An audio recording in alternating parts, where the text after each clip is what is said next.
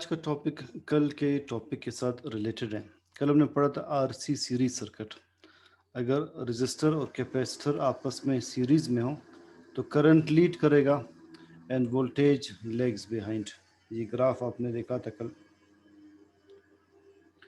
अगर R L series circuit हो then voltage leads and current lags behind. मैंने formula बताया था सिविल का। अगर कैपेसिटर वाला केस होगा आरसी का तो करंट लीड्स वोल्टेज, और अगर इंडक्टर केस होगा आर एल का voltage leads current. Power factor power consumed by power applied, mostly ये 1 के इक्वल आता है। जितनी पावर अप्लाई करते हैं वो कंज्यूम होती है। अब देखिए सीरीज रेजोनेंस सर्किट आरएलसी, आज हम यहाँ से स्टार्ट कर रहे हैं। एक रजिस्टर है, एक इंडक्टर एल, एक कैपेसिटर सी। ये तीनों एक ही एसी सर्किट में लगे हैं। एसी सोर्स या मेंशन किया हुआ है। हमने डिस्कस किया था जब आर सी सर्किट होता है, आर सी, तो जो रेजिस्टेंस होती है इट इज 1/2π/f(c), और जो आर एल सर्किट था उसमें रेजिस्टेंस को हम एक्स एल से शो कर रहे थे and that was equal to 2πfl। तो फिर हमने एक रिलेशन कंक्लूड किया कि फ्रीक्वेंसी का एक्स एल के साथ डायरेक्ट रिलेशन है, एक्स सी के साथ इनवर्स रिलेशन है। ये सारे के सारे प्रीवियस टॉपिक्स में हमने पढ़े हैं।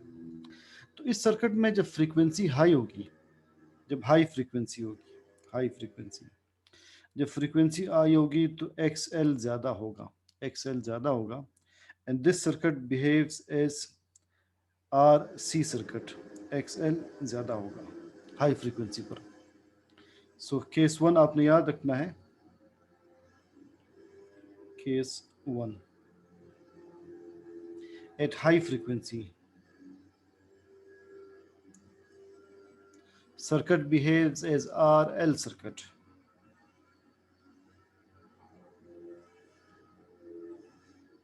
Circuit behaves as RL circuit. XL dominates. जब फ्रीक्वेंसी कम होगी, जब फ्रीक्वेंसी कम होगी, फ्रीक्वेंसी जब कम होगी तो एक्स सी ज़्यादा होगा, एक्स सी ज़्यादा होगा। जब फ्रीक्वेंसी कम होगी तो एक्स सी ज़्यादा होगा। Now circuit behaves as R C circuit. तो it is case number 2।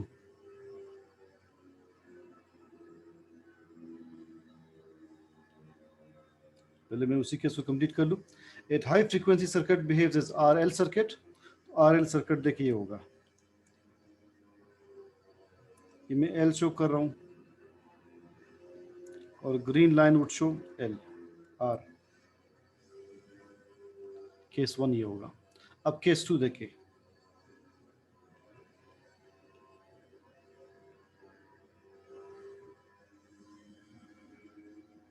At low frequency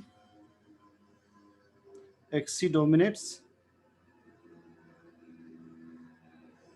and circuit behaves as RC circuit. And circuit behaves as RC circuit. लिहाजा क्या होगा, ये सर्किट डोमिनेट करेगा, ये है C और ये है R। Circuit behaves as RC circuit. In between high and low frequency एक फ्रीक्वेंसी है, उसे कहते हैं रेजोनेंस फ्रीक्वेंसी। उस फ्रीक्वेंसी पर XC और XL कैंसिल कर जाते हैं and the circuit behaves as R circuit only. So this is case number 3.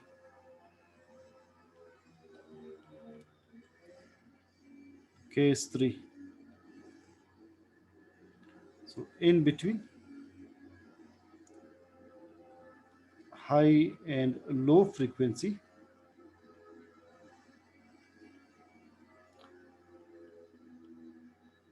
there is a frequency known as resonance frequency, known as resonance frequency, at which XC and XL cancel and circuit behaves as R circuit. And circuit behaves as R circuit. R circuit ये होगा.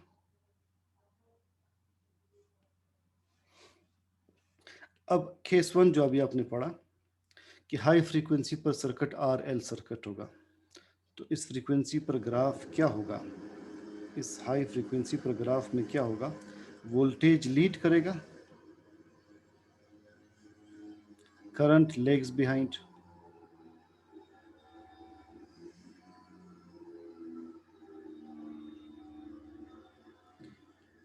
Case 2, at low frequency circuit behaves as RC circuit. RC circuit पर क्या होगा?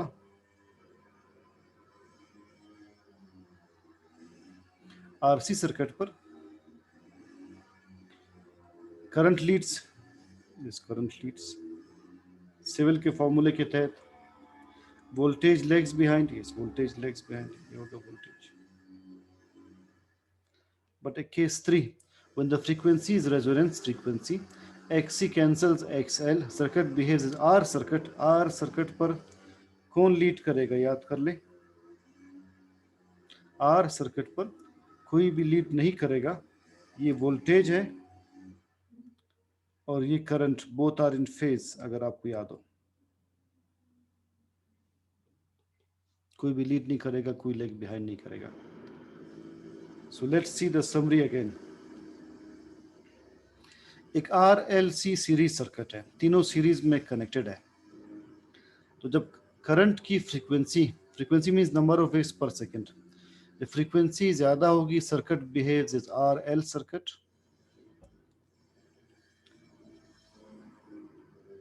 It is L, it is C, it is R. Circuit behaves as RL circuit and voltage leads current. At low frequency, since XC dominates, circuit behaves as RC circuit and current leads voltage. At resonance frequency, XC and XL they cancel. Circuit behaves as R circuit and again current and voltage are in phase. अब एक अगला case देखें, RLC parallel circuit.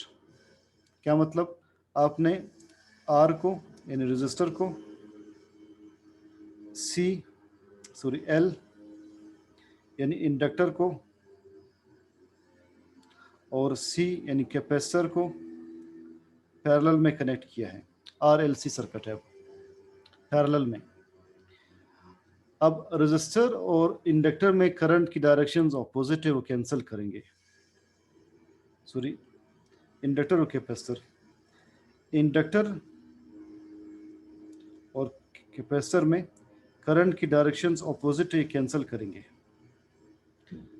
जो current capacitor में से flow कर रहा है और जो इंडक्टर में से फ्लो कर रहे, दोनों कैंसिल करेंगे, तो कुछ करंट रह जाएगा.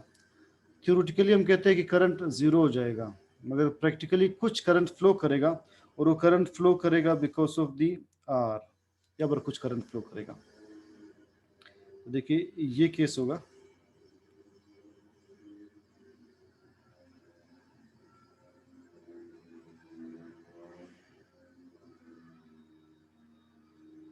अगर आप अरे को अलग अलग ड्रॉ कर ले, L C R, current L में लेग बिहाइंड करता है,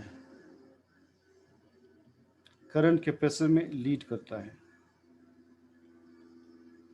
करंट रेजिस्टर में इन फेज होता है वोल्टेज के साथ.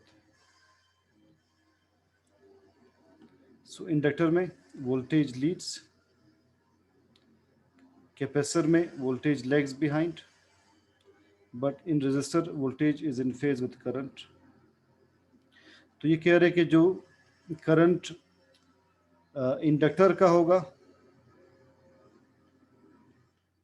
और जो कैपेसिटर का होगा, ये करंट्स कैंसिल करेंगे, ये करंट इस करंट से कैंसिल करेगा. ये दो करंट्स कैंसिल करेंगे, सिर्फ आर का करंट फ्लो करेगा और वो बहुत ही कम करंट होगा.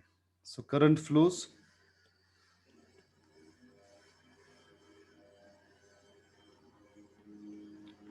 only due to R. Only some current flows due to R. So बाकी का केस क्या होगा? Current of inductor and capacitor cancel. Current of inductor and capacitor cancel. जो प्रीवियस केस था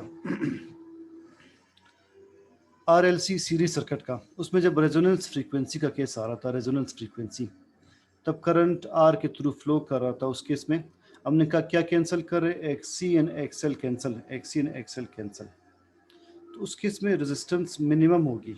यहाँ पर resistance as a whole, resistance या impedance इस केस में मिनिमम होगी, क्योंकि रेजिस्टेंसेस आपस में कैंसिल कर रहे हैं. मगर इस केस में करंट्स आपस में कैंसिल करे, बहुत कम करंट फ्लो करेगा, और वो भी रेजिस्टर के थ्रू. जब करंट्स कैंसिल कर रहे, बहुत कम करंट फ्लो कर रहा है, इट मींस रेजिस्टेंस मैक्सिमम है. इस केस में आपने क्या याद रखना है कि resistance, just a minute please,